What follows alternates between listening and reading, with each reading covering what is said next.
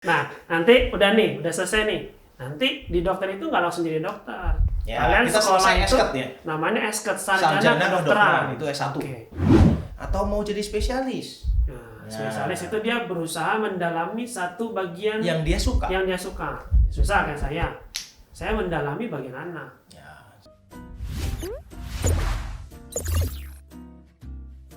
Halo, gue Dr. Agus, dokter spesialis kandungan. Saya dokter yoga, dokter spesialis anak. Hari ini kita akan belajar gimana sih dok cara jadi dokter, tutorialnya dok. Wah, Ada tutorial nih. Bimbel kali kan? Bimbel. Jadi cara jadi dokter emang ada tipsnya bang? Yang pasti sekolah kedokteran ya. Nah, sekolah kedokteran itu menjauh sekali. Selesai. Iya, Selesai. berhenti langsung. Jadi apa tuh tipsnya? Saya jadi bingung mau komentar apa. ya jadi yang pasti kan harus tahu jalurnya dulu kan. Oke, jalur. Jadi gini, kadang kala ada yang suka nanya nih ke gua nih, Nah. kalau praktek, dok, Oke. dulu dokter umum juga nggak dok? Bingung kan dulu jawabnya? Nah, jadi biar orang pada tahu bahwa step-step untuk menjadi seorang dokter. Ya. Yang pasti pertama adalah pastikan Anda membeli formulir pendaftaran Fakultas Kedokteran. Ya, pilih. Jadi pas lagi ujian, Jangan lupa diconteng conteng Fakultas Kedokteran. kedokteran Ya. dengan universitasnya. Nah, universitasnya ya. Oke. Terus kemudian ujian. Ujian. Biasanya ujian. Ujiannya apa sih Gak? Kalau lu dulu apa? Kalau saya tuh dulu ada dua, ada yang mandiri, ada yang jalur yang SPMB dulu. Sekarang nggak tahu. yoga di negeri ya? Negeri. Ya. Dari Pajajaran. Pajajaran. Oke. Jadi kalau saya dulu Di Unpad ikutnya SPMB pilih kedokteran dengan passing grade yang kemungkinan kita masuk. Gitu. Saya milihnya Unpad sama USU dulu. Gitu. Kebetulan Ujian di dapat mana dulu? Unpad. Hah? Ujian di? Ujiannya karena mau masuk Unpad, Di saya Bandung? pilihannya di Bandung. Ya, Jadi saya ke Bandung. Itu. Jadi kalau di negeri itu yang dilakukan. Ya. Kalau gue dulu, Nah. gue daftarnya UI sama Oke. UNER, ujiannya di Bandung Pak.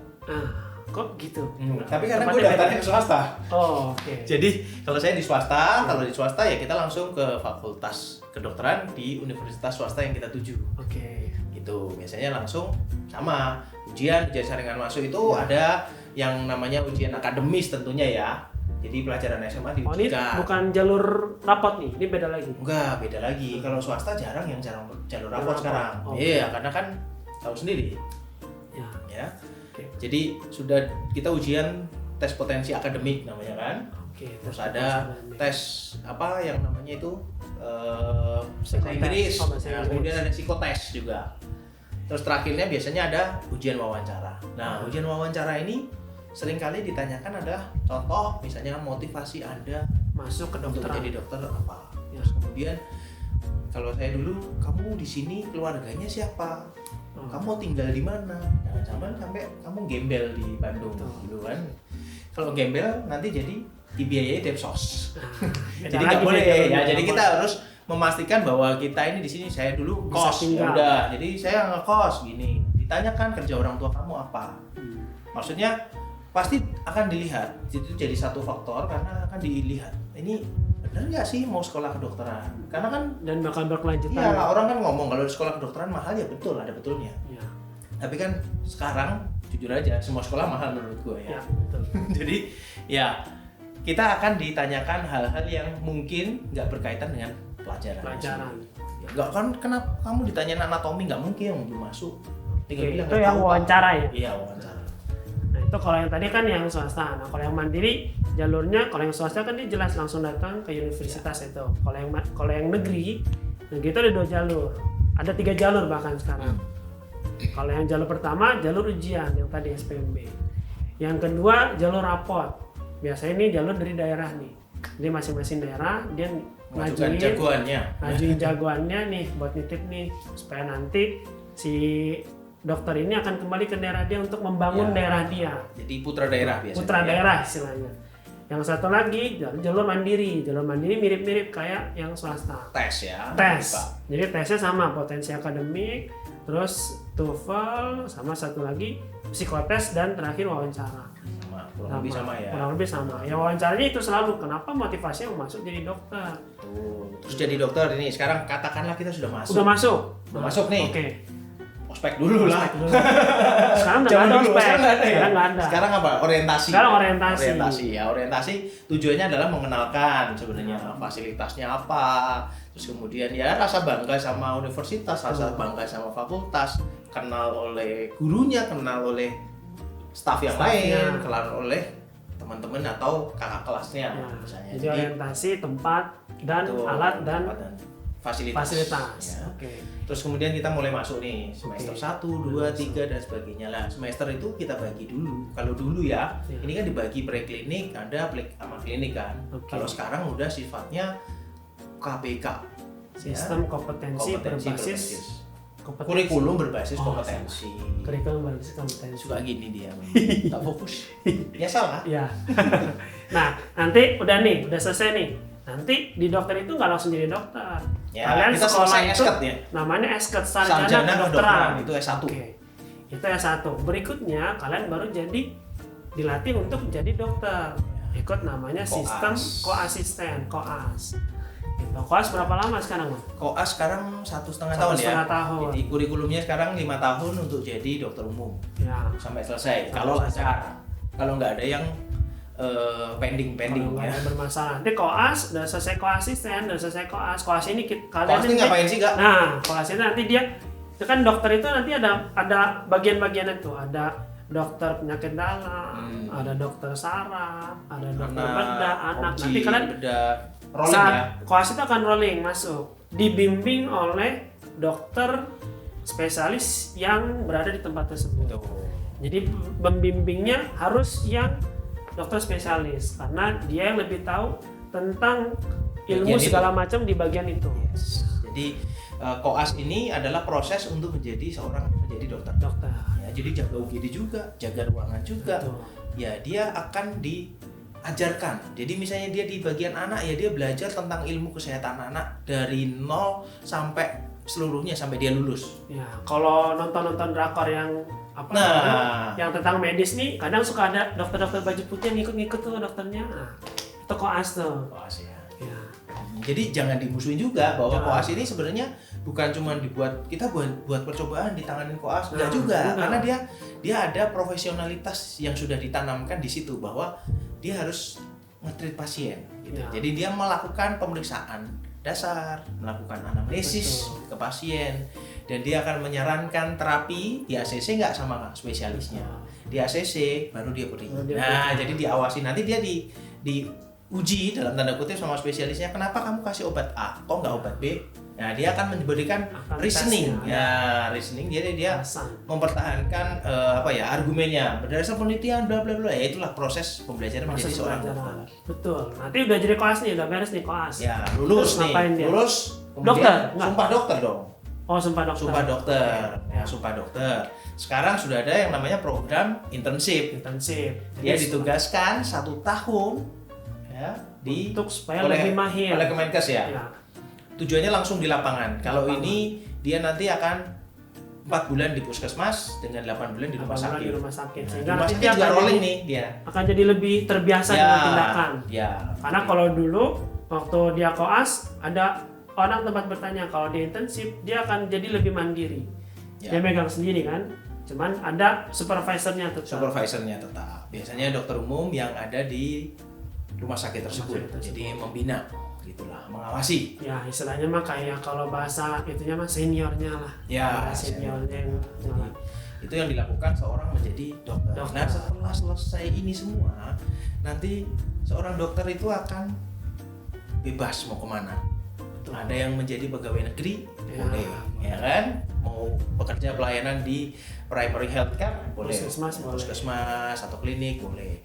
Dia mau menjadi manajer misalnya, seorang manajer rumah sakit, berarti dia akan meneruskan langkahnya S2 untuk mengambil struktural rumah sakit. Atau mau jadi spesialis. Spesialis itu dia berusaha mendalami satu bagian yang dia suka. Susah kayak saya mendalami bagian anak. Jadi spesialis di bagian anak. Otomatis harus daftar lagi nih. Betul. Daftar lagi, kita mencari sendiri kalau itu. Kita mencari sendiri universitas negeri yang ada di seluruh Indonesia. Kita mulai apply tentunya dengan rekomendasi biasanya ya. Kenapa tujuannya rekomendasi? Agar kita ngerti, kenal. Bener nggak sih Orang saya ini pengen jadi dokter kandungan, begitu lihat saya jadi dokter kandungan nggak pernah pulang ya, nggak jadi ah. Nah kan bisa begitu ya. Makanya supaya kita kebayang mau jadi apa, nah itulah fungsinya nanti biasanya ketahuannya pas kita koas tuh bang. Ya senangnya di Senangnya di mana? mana? Internship untuk memantapkan lagi. Ya. Banyak kok yang saya dulu senang dokter bedah misalnya. Begitu internship, ampun dah ngerjain bedah gini Ya, gini, capek. nggak mau ah, gue jadi yang lain lagi deh. Nah, itu proses pemantapan ya. Ya kita mencari. Kita mencari. Kayak saya Jadi misalkan, diri. Kenapa saya masak anak? Pertama, saya dulu paling susah belajar anak karena menurut saya pelajaran anak kita ribet, harus ngapain dosis segala macam. Jadi sedangkan banyak keponakan saya yang nanya-nanya tentang, maksudnya kakak saya atau sepupu nanya tentang pengobatan anaknya. Saya nggak bisa ngasih informasi karena di keluarga saya nggak ada dokter. Saya sendiri dokter. Jadi saya ya udah, daripada saya belajar yang saya udah tahu, mending saya belajar yang saya belum tahu. Gitu. Itu ya. Itu alasan pertama. Alasan yang lain nggak tahu. Alasan yang lain Ya masing-masing akan punya Kecemplung. alasan. Kecemplung. Ya kalau saya memang dari dulu senang. Kemudian kalau saya dulu ada satu jalur lagi nih, kita PTT. PTT kalau saya dulu di Alor, Nusa Tenggara Timur, Ya. terpencil, nggak ada dokter spesialis, Ya. dokter umum lah yang menjadi Mencapai spesialis. semua. Jadi mau nggak mau tindakan bedah kita kerjakan, Betul. melahirkan seksio juga kita kerjakan, lakukan kuret juga saya kerjakan. Jadi dokter penyakit dalam juga kita iya, dokter spesialis anak pun resusitasi anak juga kita lakukan. Mau nggak mau akhirnya lebih dalam lagi untuk kita belajar. Dan kita akan jadi lebih tertarik mau masuk. Ya, dulu saya memantapkan karena ya di daerah ilmu kita pas-pasan, ada yang nggak bisa kita tanganin, Ya. termasuk kematian ibu, kematian bayi. Itu yang men-trigger saya untuk oke, saya harus Mulia belajar di sekali sini. dia ya. Itu. Itunya ya. Ya alasannya simple begitu. Saya tersentuh. Tersentuh apanya? Nah, Saya terus nggak pegang kamu. Nah, terus habis itu nih dia daftar nih spesialis. Spesialis itu berapa lama sih sebenarnya? Masing-masing bagian berbeda-beda ya, tapi Oke. rata-rata 4 tahun ya. Rata-rata 4 tahun. Ya, kecuali spesialis bedah saraf 6 tahun. Ya. Wah, kalau yang mau nih. Ya. Atau ortopedi 5 tahun tuh. Ya Jadi kan? nanti masing-masing spesialis nanti beda-beda tuh waktu Tuh. belajarnya. Dan di situ balik lagi, ya kita jadi mahasiswa lagi, kita Ya, belajar kita lagi, apply lagi, ujian lagi, wawancara. Nah, Potensi wawancara apa ini nih? lebih Lebih detail lagi, spesifik. iya. Lebih detail, lebih spesifik. Nah, terus nanti kita baru keluar nilai pengumuman, oke, berarti boleh sekolah. baru loncat-loncat, Ya, tapi jangan dikira bahwa kita belajar spesialis itu kayak kita belajar seperti sarjana kedokteran di kelas gitu. Enggak. Kita benar-benar kliniknya. ya gembel di rumah sakit. Jadi hidupnya di rumah Hidup sakit. di rumah sakit. Setiap hari di rumah sakit. Rumah sakit adalah rumah Rumah pertama. Rumah yang di luar, rumah kedua. Rumah kedua. Makanya ada gambar-gambar tuh meme yang ini tiduran kayak bintang Oh iya, lima, empat yang di bintang, video ya, kita video yang itu kemarin. sebenarnya. Iya, jadi Gitu. ada yang tiduran. Ada yang tiduran. Nah, itu bukan tiduran. Bukan tidur. Saking nggak bisa melek. Saya pernah loh tidur di Jumat malam, bangun Minggu pagi. Oh iya. Iya. Nggak bangun pingsan. sama Nggak sekali? bangun sama sekali. Saking saya jaga 3 hari berturut-turut. Kena bius mungkin dia. Gitu. Oh, kok udah subuh? Subuh teman pas ngeliat hari Minggu. Handphone Handphone. udah berapa ratus panggilan. Panggilan. Ya, jadi untuk jadi dokter Maafkan. spesialis begitu. Jadi apa namanya? Ya proses itu yang harus kita lalui. Ya. Tetap ada tindakan. Kemudian kita diputar ke daerah-daerah. Kalau dulu saya di Unpad juga, jadi di Jawa Barat ya. Jawa Barat keliling ke Garut, ke Tasik, kemudian ke Sukabumi, Cianjur, ya semualah di Jawa Barat. Jadi kalau yang buat ngeliat, kayaknya udah jadi spesialis enak banget, proses itu ada butuh proses. Itu darah dan air mata. Darah dan air mata. Itulah. Ya kurang lebih begitu sih kalau mau jadi dokter spesialis. Ada lagi juga untuk menempuh pendidikan berikutnya nih Kak. lagi, Jadi subspesialis. Jadi Kita sekolah ada lagi belakangnya K 2 ya? tahun ya. Ada K dalam kurung K. Nah, itu lagi tuh. Jadi kalau udah jadi subspesialis itu udah tingkatan tertinggi dari klinisi dari ya. klinisi ya, dari klinisi Gitu. ya. Ya, kayak misalkan saya dokter anak, nanti ada subspesialisnya, ada subspesialis bayi, ada subspesialis jantung, subspesialis paru, nah, itu macam-macam. Itu 2 tahun lagi tuh. Iya 2 tahun memang. Gitu. Ya, Jadi dokter bayangin kandungan kita juga sama. belajar dokter umum 5 tahun, nanti pengalaman kerja setahun, 6 tahun. Yang wajib ya. Yang wajib ya. Habis itu dokter spesialis 4 tahun. Terus habis itu subspesialis 2 tahun. 12 tahun nggak botak kita belajar tuh. Botak nggak? Botak dikit-dikit. Enggak, masih ada rambutnya. Itu sebelah. Ini potong. Oh, potong. Gitu. Jadi kita Iya. belajar tuh lama. Makanya kalau dilihat, balik lagi nih kak. Nggak ada jarang ya dokter lihat ya nikah muda-muda. Iya, jangan. Makanya lihat lucu, lihat kalau mungkin agak geli ya. Dulu kita ngeliat, wah anaknya dokter begitu deh. Wih bapaknya tua banget. Ya iya, nikahnya udah nunggu dulu semua itu coba bayangkan. Pasti Karena umurnya udah kalau- berapa? Kalau dia nikahnya di pada saat proses itu, Ampun rata dah. anaknya kalau kita lihat, alhamdulillah gizi kurang. Keluar duit terus soalnya. terus. Kayak gitu lah. Gitu ya. Jadi suka atau duka? Ya suka dan duka. Suka dan duka Iya. ya. Ada Apapun dukanya itu, ya. Kita nggak bakal bisa ada di sini kalau nggak ada proses itu, Bang. Iyalah pasti. Iya, Bang. Tentunya. Gitu, betul. Oke. Saya rasa sih cukup ya kak. Ya, Oke. Kalau ada pertanyaan mungkin bisa DM di Instagram saya @aguserianto_spog. saya Yoga Yandika _SPA. Atau kalau ada usul topik, kemudian atau komen tentang video ini, atau ada Materi pesanan atau- apalah, ya, nggak tahu, bisa isi di kolom komentar di video ini. betul. Ya, terima kasih udah nonton video kami. Ya, terima kasih.